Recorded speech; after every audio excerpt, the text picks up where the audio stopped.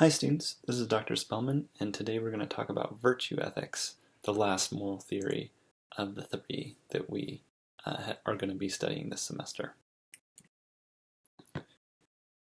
So here's sort of this chart one. I don't know if it's the last time, but one of the last times we're going to look at it. We started out talking about there's philosophy, we're in philosophy and ethics, we're looking at sort of normative ethical questions and applied ethics, and in a way we sort of bounce back and forth between the two in order to sort of sort out what's the best theory, what should we say about the particular cases. That process of moving back and forth is called reflective equilibrium. So I think they discussed that in one of these chapters here recently, but we're sort of trying to sort out what should I say about eating meat, and how does that help me figure out what view I should have over here, and what should the view then once I've sort of maybe found a view there, what does that say about zoos? Can I accept that, or do I have to modify back? Last time we looked at deep ecology, which we said is a kind of biocentric pluralism, right? It's biocentric in that it says all living things have inherent value. They're directly morally considerable, but it's like ecocentrism, it's a holist view. It says species, ecosystems have value over and above the value of the individuals that make them up. We also talked about how deep ecology has sort of metaphysical and epistemological commitments. So the deep ecologist is a biocentrist, is a holist, because they think we're fundamentally relational beings, and the best way to understand the nature of ourselves is as beings that are sort of connected with everything else that exists. Now, virtue ethics is an ethical theory, right, rather than a theory of moral considerability or moral status. So it's not going to tell us exactly like what matters, rather it's going to tell us how it matters or what we should do with the stuff that matters. Consequentialists, right, they say to maximize, the happiness, the interests of the things that matter. Deontologists tell us to respect those things. And I think what virtue ethicists are going to say is that, both consequentialists and deontologists have a point, but neither principle really captures what it means to be moral.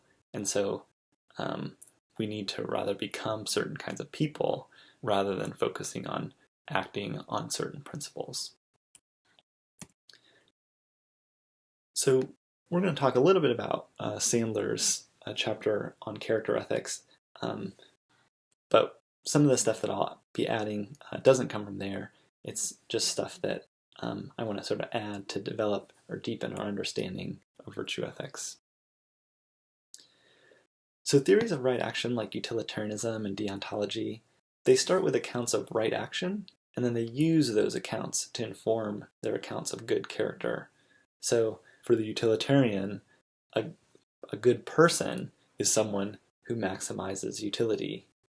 For deontologists, a good person is someone who acts in accordance with the principles of universalizability, the principles of humanity, that sort of thing.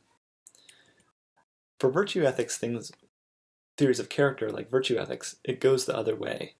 So they don't have a theory of right action off the bat.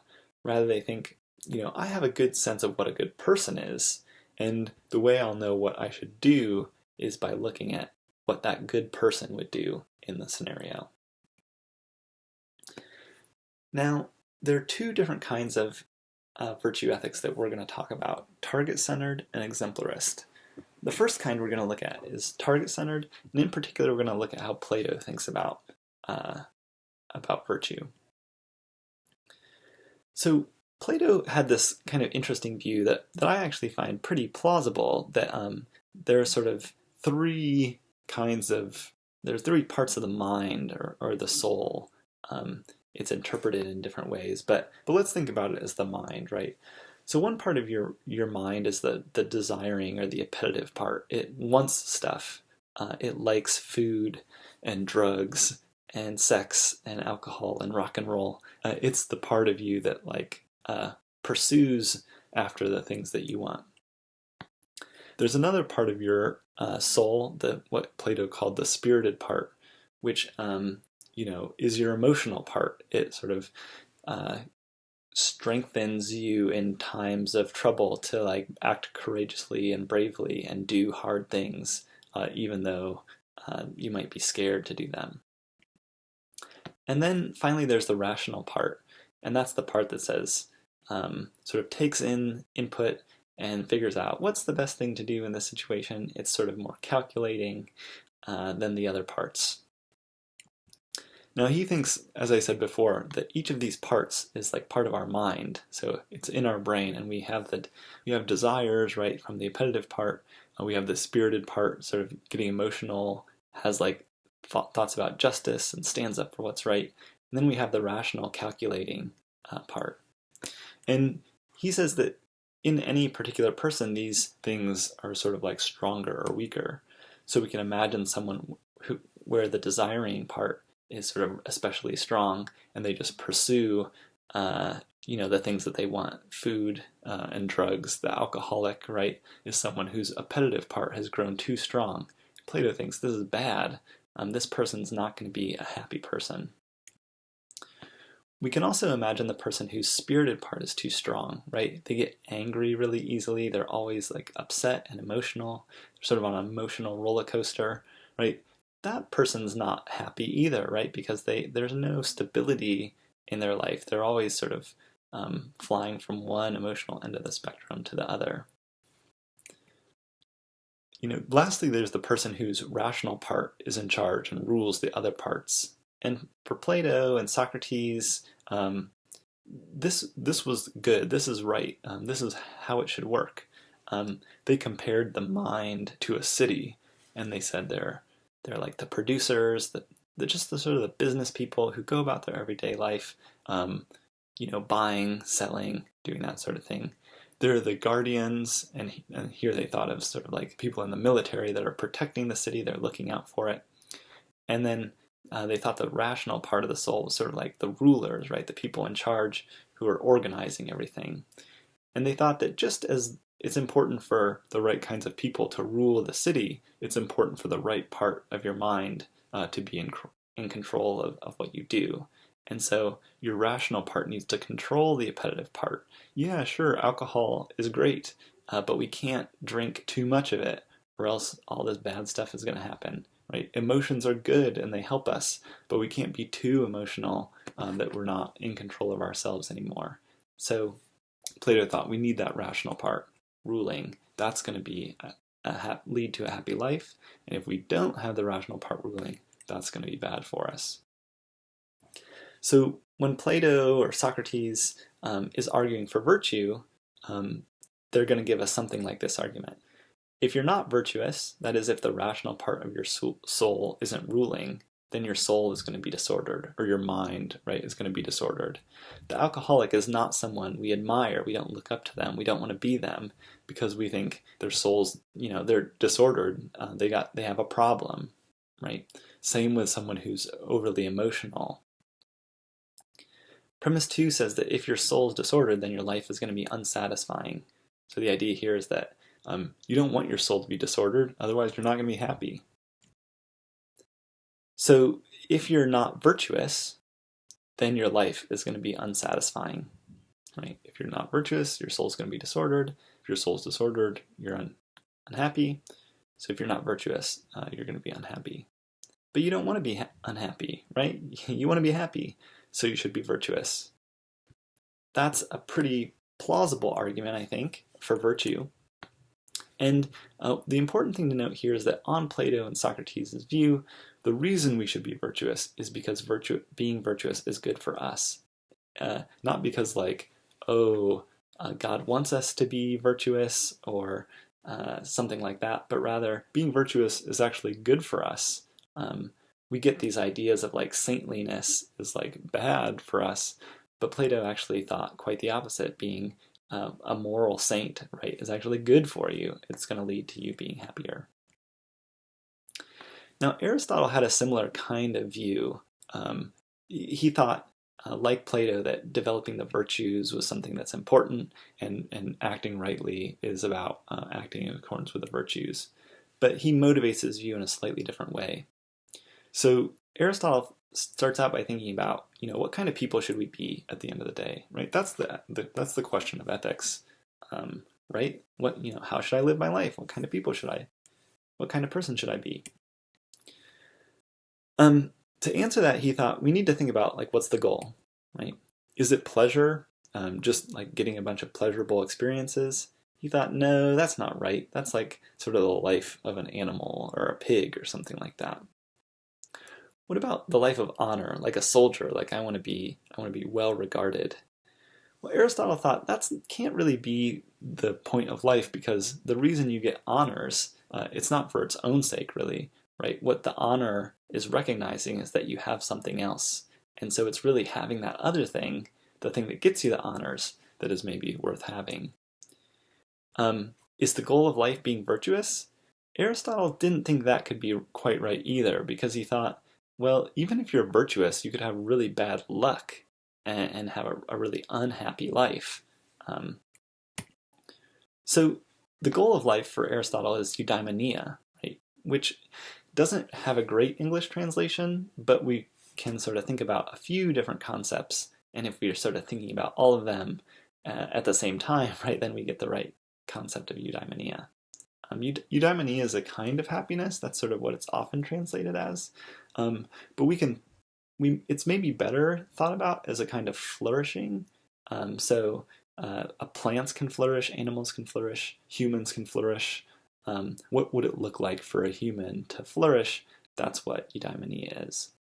And there's another sense in which we want to think about it as kind of blessedness. Like it's not just being a good person, but we also have to have some luck too. We have to have sort of luck on our side or the gods on our side or something along those lines. So the question is, if we want to get eudaimonia, what do we need to do? How do we get there? And according to Aristotle, that's performing our function. So with any particular thing, right, a plant, how does it get the goal of flourishing?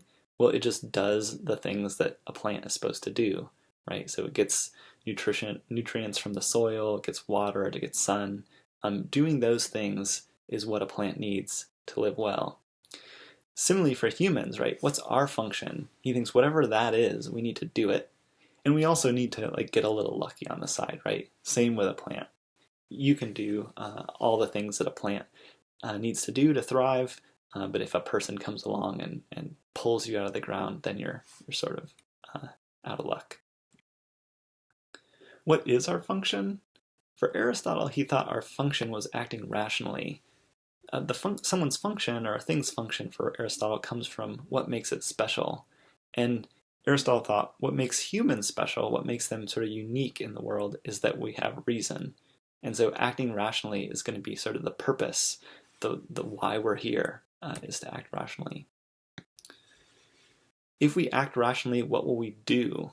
So I think this is the question at the end, sort of in a way like, okay, my goal is to get eudaimonia. To do that, I need to perform my function. My function is acting rationally. And what does a rational person do? For Aristotle, he thought a rational person, right, the person whose reason rules the other parts of his soul or mind, develops the virtues. So they're courageous. They're spirited at the right times in the right ways for the right reasons. They're temperate. They don't let the desiring part get out of control, right? They're wise. The ruling part is in charge of the other parts, and they're just in that every sort of part of them, and it knows its place. It does its appropriate role. It doesn't try and do things that are meant for another part of the soul to do. Same with justice in the city, right? The the military personnel, the guardians, they don't try and rule. The rulers don't try and guard the city. The business people aren't trying to be in charge. That's justice for Plato and Socrates, and Aristotle's going to agree. So whereas on Plato and Socrates' view, the reason we should be virtuous, right, is because it's in our own good, for Aristotle, it's slightly different. The reason to be virtuous is because that's what we were made to do. It's in our nature to be virtuous. Not that we are automatically, but rather it's sort of like what we're supposed to to become. Now, what does being virtuous involve? So for Plato and Socrates, right, it's about the rational part ruling. But what does that mean? What does that really look like? One just sort of maybe obvious thing to say is that being virtuous involves developing the virtues. But what are those? What are virtues? Virtues are character traits, dispositions, inclinations. It's ways in which we're disposed, we're inclined to act in certain ways in certain situations. Virtues, it's also important to note, are good character traits, right? They're not inclinations to do bad things, they're inclinations to do good things. Or more specifically, inclinations to act sort of in the right way at the right time for the right reasons. There might be certain acts, the virtue ethicist thinks, that are right, but there's a wrong way to do them, or wrong reasons for doing them, or it's possible to do them at the wrong time, right? And the virtue ethicist thinks that we shouldn't just focus purely on the act, we should also think more about what the motivations of the act are.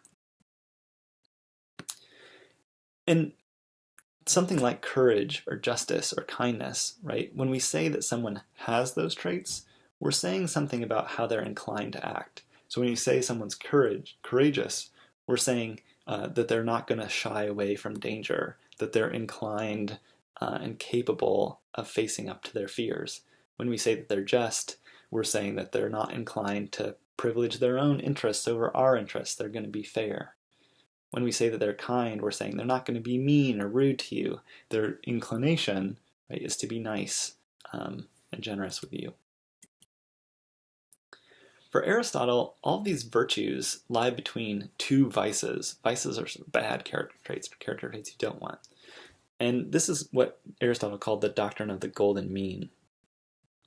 So take courage, for example, right? Courage is sort of a middle point between having too much fear, cowardice, and rashness or foolhardiness on the other side. So someone who's rash or foolhardy, we think of like Evel Knievel or something. Someone who's like a daredevil, taking unnecessary risks. The coward won't take any risks, and so being courageous means not taking sort of too many risks, not taking too few. Being temperate lies between insensibility and a kind of self-indulgence. So when we think about temperance, maybe we think about like gluttony. So someone who eats too little, well, they're making a mistake, right? On the one hand, someone who eats too much, they're making a mistake on the other side. And so temperance lies sort of between those two. When we think about the alcoholic, right? They're drinking too much. When we think about the teetotaler, the person who doesn't even want to be around alcohol, we might think, well, they're too sensitive here. Alcohol's not a bad thing. It's okay to indulge sometimes. Wisdom, I think wisdom might be the kind of thing that maybe it's not, it doesn't fit as well into Aristotle's doctrine, but maybe we think of wisdom as lying between a kind of irrationality on the one hand, just sort of doing random stuff, and a kind of hyper-rationality, where you're sort of like Sheldon on the Big Bang Theory or something, where you just don't have emotions or other things to balance out that sort of reason. Finally, justice. With respect to something like money, Aristotle thought there's justice with respect to a lot of different things like honors, money. But justice with respect to money lies between being stingy and being prodigal. So something like the story of the prodigal son is about this son who just spends all of his money too quickly, right? But we can also be like Scrooge or something like that and not spend our money enough we could hoard it, right? And neither of those is virtuous. So here's just sort of a chart to illustrate the idea. I'm not going to go through all of these, but Aristotle thought sort of like there's some object that we're related to in a certain kind of way, right? There's fear, and then if we don't have enough of it, we're rash, and if we have too much of it, we're cowardly. I think another nice one down here is sort of anger. So if we're appropriate, if we don't have sort of enough anger, we're unirascible, the person you can't make mad no matter what. Aristotle thinks that's a vice. You should get mad at certain things. The person who's irascible, again, these words aren't words that we use very much anymore, but we can clearly see what they're picking out. The person who's angry all the time is always getting mad at things. They have too much anger. And then the virtues in the middle. Now this is another list of virtues that I've just come up with, I think that are worth sort of emphasizing. So there are some virtues that Christianity emphasizes that maybe aren't emphasized as much in other places. Feminism, there's a feminist ethical theory called care ethics that emphasizes the importance of care as opposed to justice. It says like one problem with the way in which we've been doing ethics is we focus too much on these sort of impersonal virtues like justice, and we've been ignoring the kind of virtues that women demonstrate or that people demonstrate within loving relationships like care.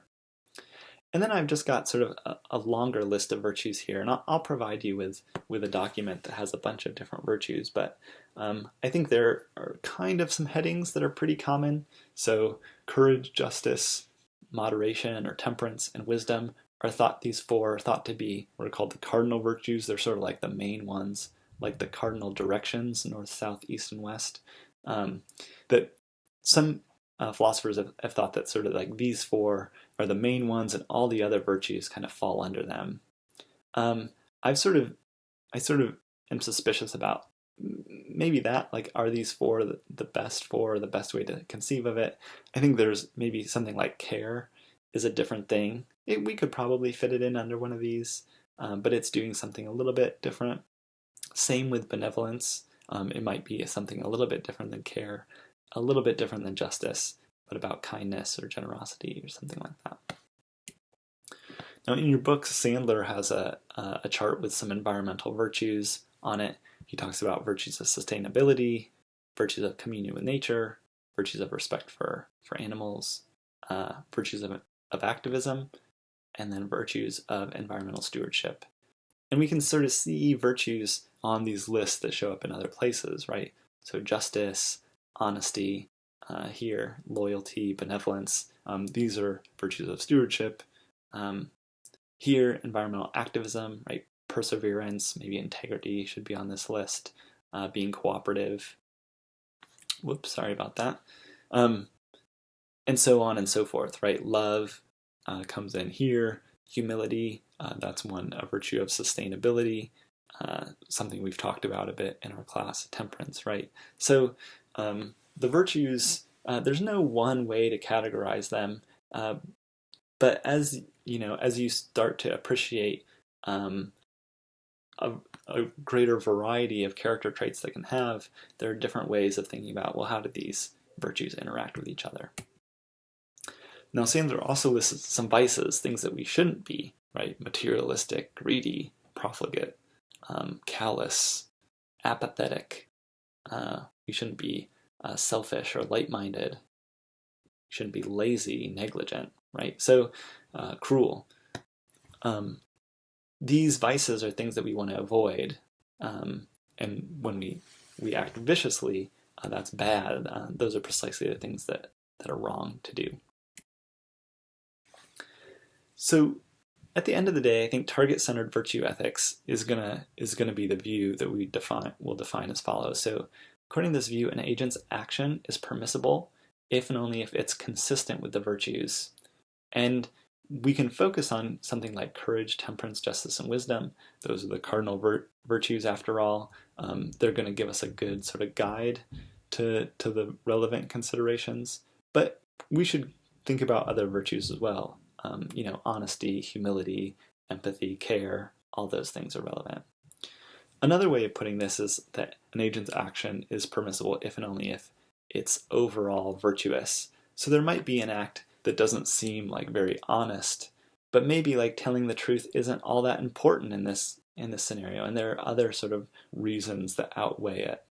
Remember, for the virtue ethicist, There are no principles like rules that we can follow in every case that tell us what to do, but rather we just sort of we have to develop a certain kind of character. We have to become certain kind of people, and it's becoming those kind of people that's going to help us do the right thing in the right scenario. One last thing I want to say about target-centered virtue ethics is just to sort of think about how the virtue ethicists think about through moral development. So I think this sort of idea is kind of nice, and I think it's onto something. So the virtue ethicists want to emphasize that there aren't like virtuous people and vicious people, but there are also some intermediate stages there that they call continent and incontinent people. So virtue lies sort of on a spectrum. The vicious people are pretty rare, as are virtuous people. Vicious people don't really know what the right thing to do is. They can't really see it. And as a result, they act wrongly and they enjoy doing the wrong thing. So when we think about someone like the Joker in Batman or something, like villains, right? They enjoy doing evil. And that's maybe one of the things that we find so problematic about those people. But those kinds of people are rare, according to the virtue ethicists. More common are people who are incontinent, right? They know what the right thing to do is, right? Maybe they know that they should drive less, and they know they should eat less meat, but they don't do it. They don't like that they don't do it, right? So they're I wouldn't say self-loathing, but they feel guilty, right? They feel bad about the things that they're doing. That's a more common kind of person. The continent people, they know what to do, they know what the right thing is, and they do it. They act rightly, but they don't really like it. So maybe you think, I need to drive my car less, or I need to take shorter showers. And you do it, but you do it sort of begrudgingly. You don't enjoy acting rightly. It's sort of a chore for you. Finally, we've got the virtuous people. So this is kind of a progression, right? We move from being vicious to incontinent to continent to virtuous. Now, what's true of the virtuous person is that they know what to do, they do it. That's the same as the continent person, right? But the thing that's different about the virtuous person is that they enjoy acting rightly. They like it. They get pleasure from acting rightly. It's not that they do it begrudgingly. And so that's what we're shooting for, according to the virtue ethicists. Not just doing the right things, but becoming good people, people who actually like acting rightly.